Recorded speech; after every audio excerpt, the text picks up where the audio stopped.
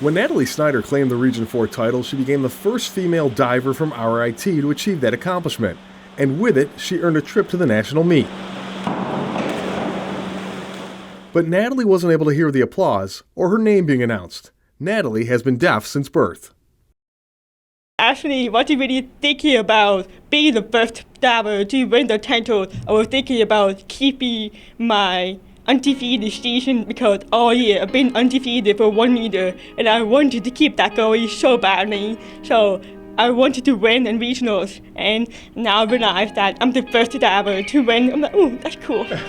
Well, first of all, I knew that she could do it. I thought this was something that she absolutely could do. I was very confident that she'd be able to go through and win not only our state conference championships, but our regional championships as well. And I think she's got a great chance to be in the top 8 in the country. And for the program, it's great. You know what? She's a fantastic athlete. She's a great representative of RIT. The fact that Snyder is deaf makes her success off the board even more impressive.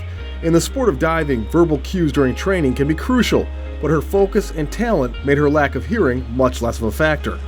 Her being deaf and having those challenges of not being able to hear exactly when she needs to come out for some of my instructions. So a lot of times when I'll do it, I have a new person do a dive, they will need a call exactly when they need to come out.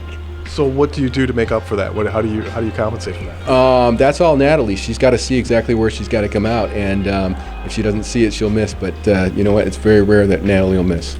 Well, growing up, I've always been a very visual person. Like that's why my parents did not really find out I was deaf until I was 10 months old, because I was very visual. I saw everything. So I think in a way being deaf helps me in diving because that way I don't have any distraction and I can just focus on being myself and focus on my skills, my mechanic, and I just focus on the spots. When really spinning the air, you have to keep your eyes open and look at where you want to see a kick out so that we don't smack into the water.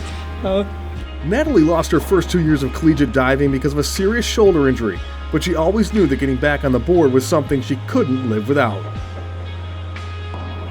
I came to college knowing that I wanted to break all of the records and I wanted to go to nationals all 4 years. And now that I got the injury and I couldn't dive, I was really devastated and I wanted to be a part of a team. So this summer after my first year, I realized that I needed surgery.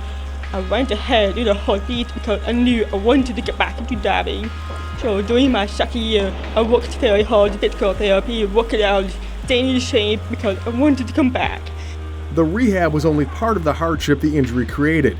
Mentally, not being able to do the things she really loved was equally as tough.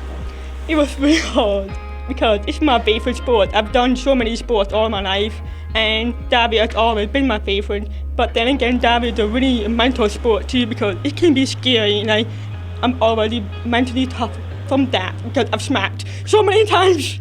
So it's not a big deal. So now that I have to think about getting stronger and not think about getting hurt again in my shoulder. Natalie admits she wonders where she would be today if she could have been diving all 4 years. But her coach doesn't like to think about what might have been. He's very happy with the way things are. She carries a huge course load. She carries a very high GPA. She's a great student. She's a great leader on the team. She'll lead practices. She'll lead things when we're out at competition. So tremendous leader, tremendous young woman.